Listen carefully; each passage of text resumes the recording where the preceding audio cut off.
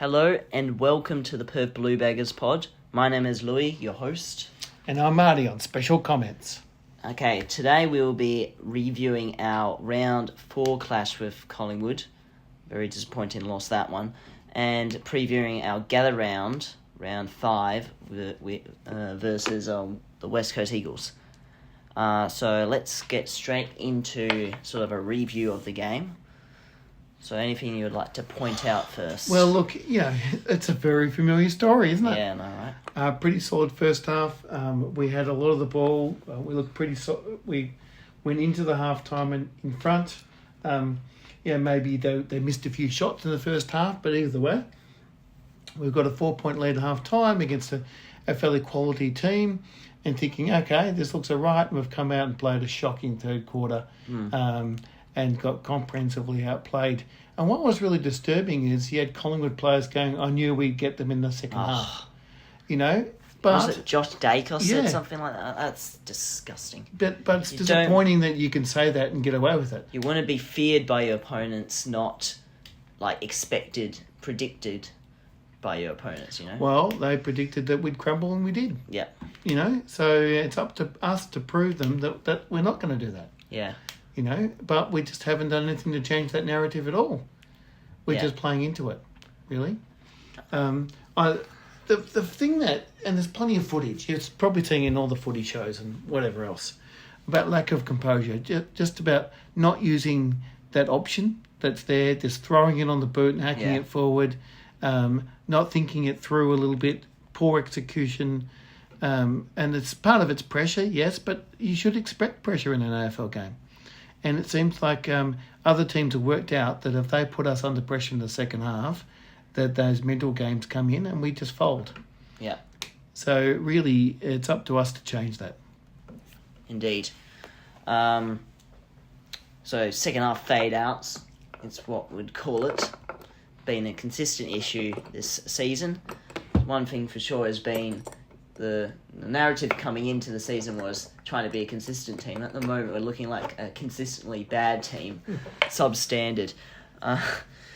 Well, that's right. It's almost like we've come. We are consistent. We know what to expect. We expect that we'll have a solid first half and fall away. Yeah. So I think it's, like I said, it's up. The challenge is there now. They've got to turn this around. And we're running out of time at 0-4. The season's slipping away very fast. West Coast will think they have quite a good chance coming into gather round. It was not what they would be thinking earlier on in the season, but luckily for us, they haven't had their best start to the season either. Basically in the same sort of position. They've been pretty ordinary. Yeah, getting pounded by 80 points. Just wandering through a few of the stats here, they tell an interesting story. Yeah. So we actually had more disposals for them. More kicks and not more handballs, but we won the free kick count, which you often don't do against the Pies. Thanks, Umps. Tried to get us over the line. We won the contested positions. This time we won the uncontested ones, right? But we also, unfortunately, won the turnovers by 10 more turnovers. A stat you don't want to lead in. And I think that last one shows that we won plenty of the ball, but we just weren't using it well or effectively. And I think that's been a consistent problem. So for me, it's not so much a coaching thing, it's about an execution thing. Yeah. Another thing that worried me is we got comprehensively outdone in the tackles. I hate it when we're outdone in the tackles. Have a look at tackles inside 50. And the tackles inside 50 almost double, 18 to 11. So these are the certain areas that we need to improve on. We know we need to do better in those areas. Yeah. And you're not going to win games of football unless you're putting your opponent under pressure. Yeah, tackles bring pressure, very much so.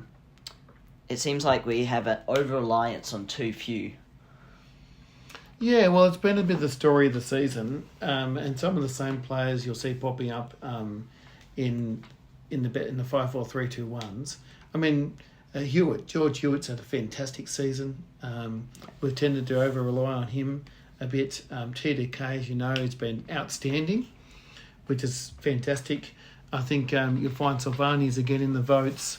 That's been a fairly consistent thing. I mean, he's putting lots of effort in. Normally, Cripps is in the votes. Not probably this time round. It wasn't quite as good this time round. He's allowed to have an odd performance. I think we'll let him off the hook. Yeah.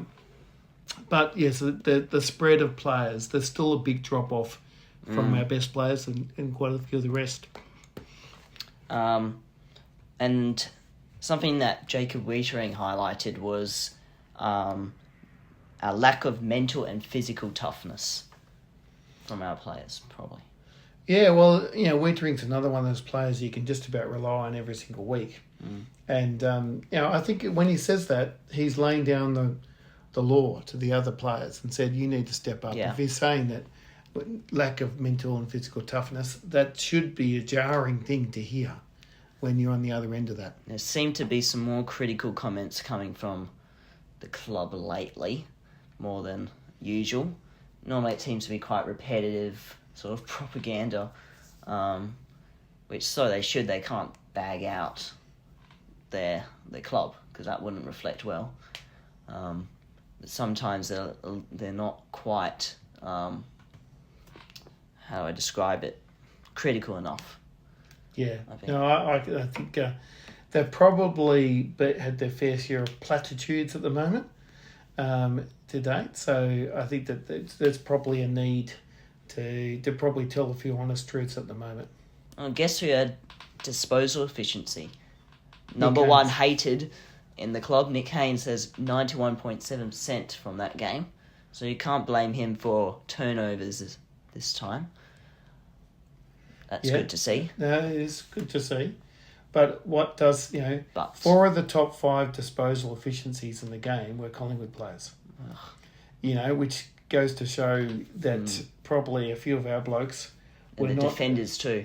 Yep, and the defenders. Well, the two most efficient are defenders. But what you really want to see is efficiency in the hands of your midfielders and your forwards. And there's not a lot of... I think they were a fair bit down the list when it comes to efficiency. Yep.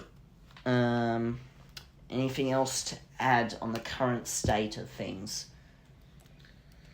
Well, I think we've kind of covered off on a fair bit of that.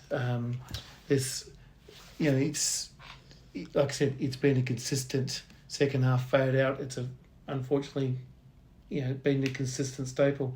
There's a few guys that haven't played a lot of footy that you were hoping to see a bit more out of. I think Charlie Curnow fits in that thing. I don't think we've seen him at full throttle yet, playing a full 4 quarters. We know that, of course, Harry and Elijah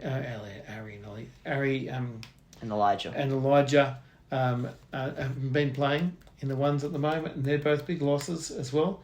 We know Lockie Cowan went down with the serious injury, which is a real shame.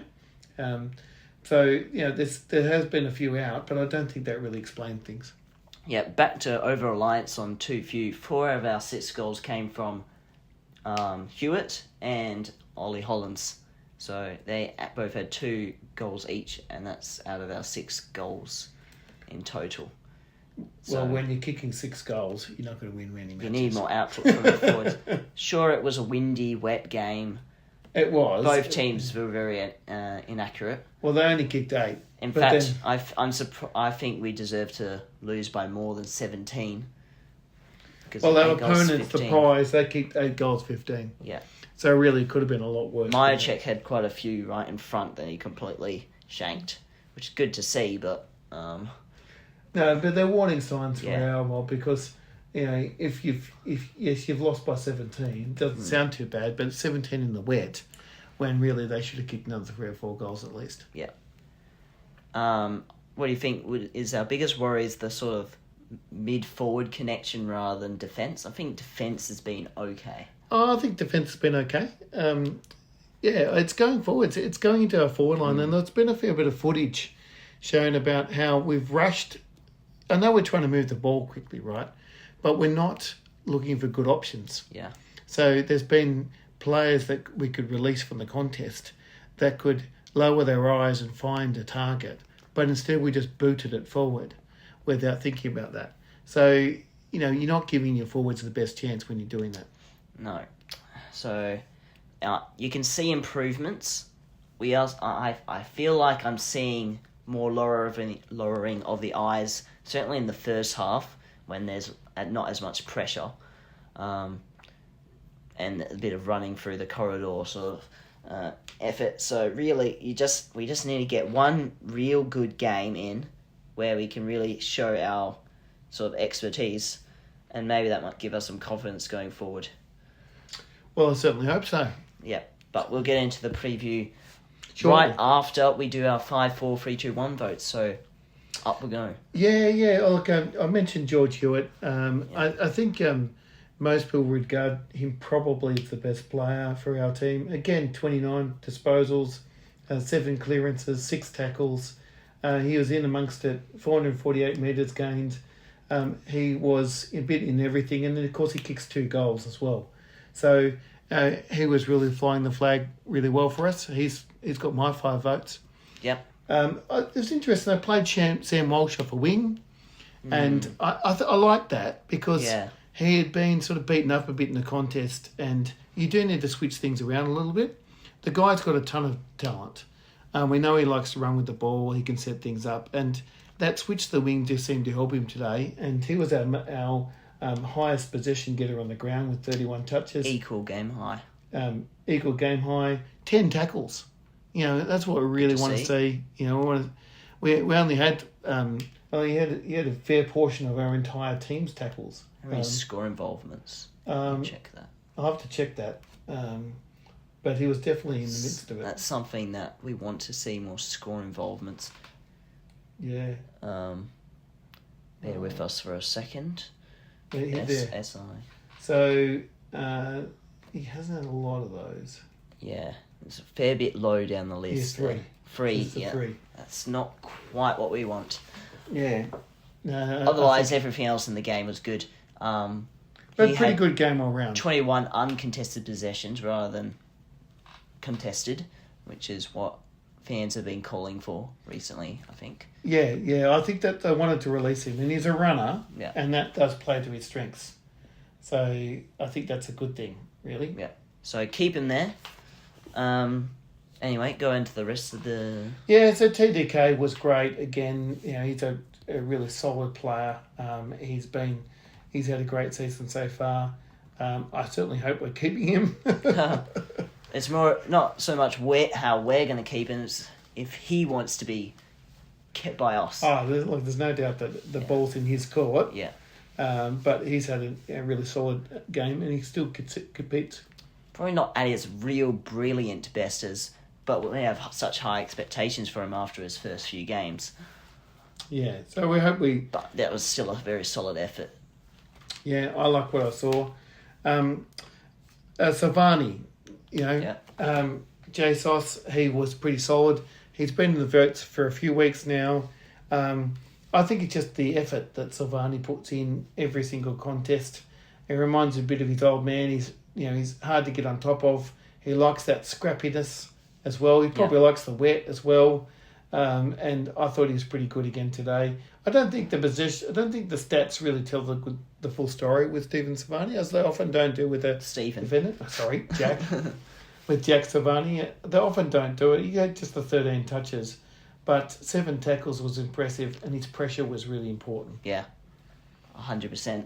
And is that my last one was not to Blake Acres. I didn't think previous games he was a little bit down, and he was someone we're looking to make improvements, and he did really step up. And he had 30 touches, so he was one of the highest possession getters on the ground, and you know, he did a lot more running this time, which is important.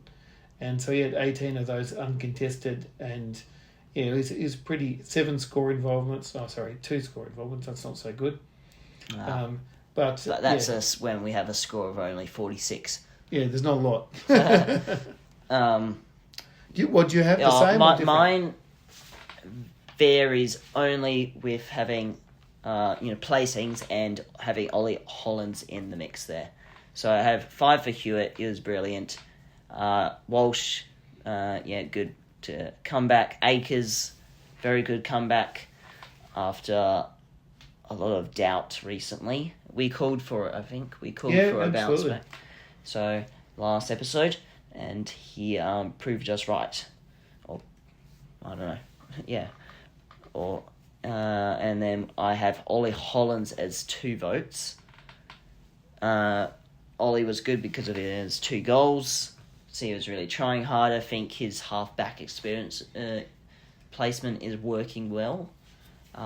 David King said he wouldn't work 5 rounds in or something. It's already been 4, and I think he looks pretty good there. Yeah, no, I think he's had a pretty good season so far. Yeah. Yeah. So I think he gets 2 votes there, and Jack Silvani, solid, plays for the jumper. Good to see. Absolutely. So. Oh, and underrated is next. Oh yeah, no, I've got to think about the right underrated guy. There's a few options. Look, but I try and pick someone who's underrated, someone who doesn't have the big reputation. So, I know who I'd be going for. Look, I might go someone a bit different. Cooper Lord. Took it. Look, he stepped up. I thought he was pretty good in a tough game, and he's been a bit in and out of the team. So, that's what we're looking forward. We're looking forward to seeing more of him, and we did. Yep, so he had 18 disposals, 7 marks, 6 scoring involvement, 16 pressure acts and 1 goal assist. So pretty solid effort there.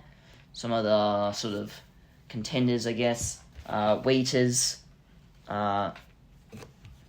Would you call him underrated? I don't know. So I usually try and pick someone who's not as established in the ones. Yeah, 14 disposals, 7 marks, 7 intercepts, 3-1 percenters, 86% disposal efficiency.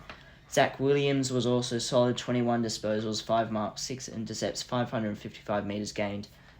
The most impressive stat out of his was 9 rebound 50s. Mm-hmm. That's very good because he came in with a bit of soreness, I think. It was a test for this game. So good for him to put out that. Second highest in metres gained on the field. And I think since Lockie Cowan got injured, he moved down back early on in the game. I think that's what happened there. So that's why he racked up a bit more disposals than he usually would as a small forward. Adam Side was also pretty good. 24 disposals, 8 intercepts, 4 score involvements, 3 inside 50s and 3 rebound 50s. And also someone that I feel like has been a bit forgotten about, but somehow got criticised for this game.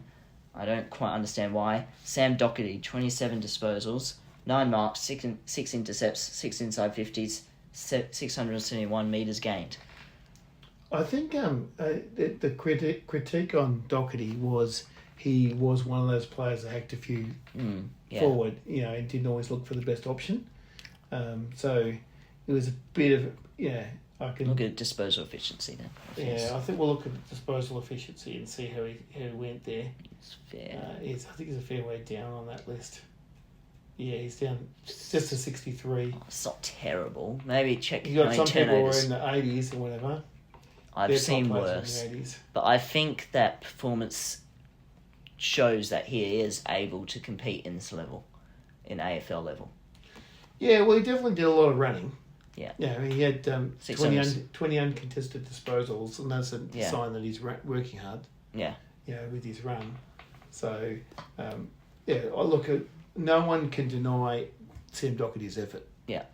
And he's had a fantastic career for the club, and I hope that he's having a really solid season this season. Yep. Anyone else to talk about? Well, actually, overall, I think there's more players to talk about as sort of a notable performance than usual in the other games. I think this has been a more all-round... You reckon it's a bit even a spread? It's a bit more of an even spread, yeah. Well, like I said, you've named quite a few there that have had a pretty decent game. Yeah. And then obviously, I guess Collingwood must have had more players that were just better. Well, they were the better team. I think they were the better team, and they outworked us in the second half in particular. I think we might have conceded the first 7 clearances of that game. Yeah. Third quarter. Third quarter. I think they were just streaming out. Yeah. It wasn't. It was a clearly planned tactic to go all out like that, and then we were left stranded, right? Trying to fight back. Yep, definitely. Okay. Let's go on to the next game. I think. That round 5 preview versus West Coast Eagles. Look, this is absolute must-win game. You know, If you're we talking about there's only 3 teams who haven't won a game: Carlton, Melbourne, and West Coast Eagles. And as disappointing as we are, I think this sort of says something here. Our percentage is 81, Melbourne's is 60, and West Coast is 51. We are a better team than we should be, than we're showing at the moment. And I think this is the time to show it. So it's 16 versus 18. There's no way we should be 16th on the ladder. It's time for us to show that we're better than 16 and get our first win on the board. But it is one of those situations, though, where you just can't... You shouldn't be taking anything for granted. Yeah. And the way... You know, if we don't play our best football, anyone will beat us. Yeah. You know? That was shown in round 1, and then now Richmond looking pretty ordinary. It just shows if you're just a little bit off your game, not your day, the other team will strike and capitalise. Exactly right. So it's particularly... I mean, the thing about... they haven't really shown that much, West Coast. I think their defence is their biggest problem at the moment, conceding 100 points in pretty much, I think, all of their games. Except Brisbane. And, Brisbane was a solid, but they let Brisbane completely overrun them, so... So you mean they've lost by 81 points this weekend against the Giants. Yeah. They lost by 38 points against the Dockers. Their best performance was at Brisbane when they lost by just 19, but then they lost by 87 points at home against the Suns. So really, there's no excuse. No, we lose this one. You kind of have to say we're packing up shop. Yeah, I don't want to think about what happens if we lose this one. God, and we'd be the laughing stock of the bloody country if we lose that. I'm sick of being that guy. No, so I think this is the game to turn it around, but it won't happen won't just happen. The boys are going to make it happen. All we want to see is 4 points. Get us on the board. Get us on the board, and we'll see what happens after that. Get a bit of confidence going into the next One game at a time, games. and we'll see what happens after. I don't ever want to look any further field than next week. I just want us to beat the team in front of us, that being West Coast this week. One game at a time. Yeah. Any notable players to look out for on West Coast end? Oh, look. I mean, I think that they want to probably nickel Reid a little bit. Yeah. I think that they want to get in his head because... Get a Sam Walsh fight into him. Yeah, I mean, he wasn't bad on the weekend, actually, by the way. He was one of the better players. But he was playing off a half-back line. And which is considered one of the easiest roles. Yeah, I think they put him on the back line to get him some touches. Yeah. Whenever he did get the 25 touches. So it wasn't too bad. So, you know... But Ruben Ginbey, I thought Ginbey was pretty good. I think he might have conceded 9 goals on... Was he playing on... Josie Ogun, I think he pretty much was. I thought he was playing on someone else. Anyway. Every time I saw him in the contest, obviously I didn't watch him enough of that game. That's okay. I watched it all. Slaughter. It was pretty one-sided. Liam Baker's, I think, one of the more experienced players. They'll be trying to shut him down. Yeah. But I mean, they're not a team that's in great form. No. And Oscar Allen's been going for a bit lately with some, trade speculation, and he had to apologise and all that. So I think the media will still be on him this week. And one guy I really don't want to see pop up and kick a bag of goals is Matt Owies. Yeah. I do not want to see a bloody jumper tug. That would break my heart. No, thanks. No, I think the boys want to hit it hard, hit the contest. I want to see four quarters of good footy. 4 quarters. We showed we can do it over and not just over here. Obviously means a bit for us if we beat them as Perth Blue Baggers, because we've got mates who are West Coast fans. Good to get in their ear if we win it. And I'm sure Cripper probably has friends over here. Look, I'm sure he always likes beating WA teams. Yeah. We have a pretty good record against WA teams too. It's good. We've won quite a few games here at Optus. Yeah. But it's not at Optus, it's at Adelaide No, Oval. no, it's at Adelaide Oval, but at least it's not there. It's no one's home game. No. Yeah.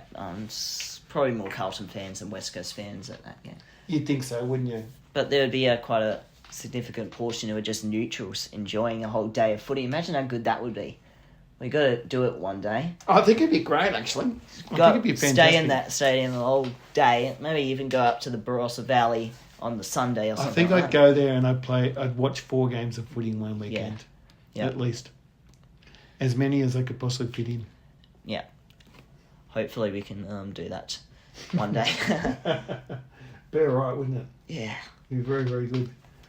Alright, well, thanks for the analysis. It's been a slightly frustrating start to the season, but I'm hopeful we can turn them around this time. Another good therapy session. Predictions quickly. Oh, yeah. I reckon we're going to win this by 38 points. That'd be very solid. I think we'll do it by 44. I like the sound of 44. It just sounds cool. I don't know why. Any players to be popping up?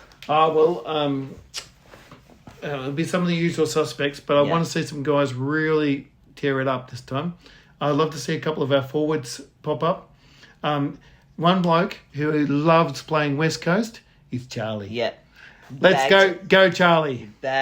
He has had plenty of bags against them lately. He has, and then even Barassa's gone now, so I don't know how strong they're down back. Oh, yeah. So let's see Charlie fire up. I want to see Jesse Motlop pop up and kick a few as well. Yep. So I want to see those forwards really take control this time. And I'd love to see Adam Sard running through the midfield, streaming through with a couple of those long routes. Yeah, wouldn't that be great, yeah.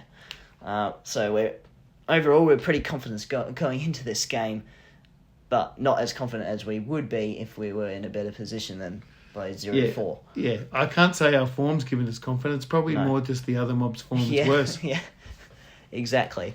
Okay, so that will do us. Thank you for listening. Make sure you subscribe. Follow us on Instagram. Make sure you stay tuned for regular updates. Also on Carlton Flaggers, I haven't actually promoted that much, so make sure you give me a follow on that one too.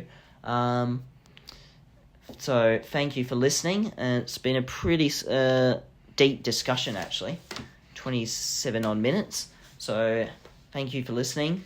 Up the Baggers. Can the Blues.